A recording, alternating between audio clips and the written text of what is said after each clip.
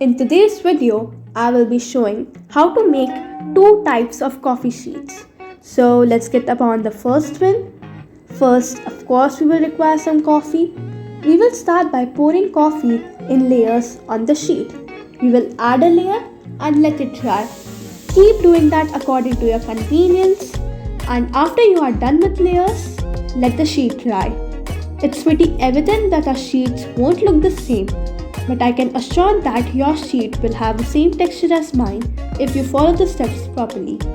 So here's how my sheet looked at the end. So let's get upon the next one. This one's like a plain coffee sheet without any textures or anything on it.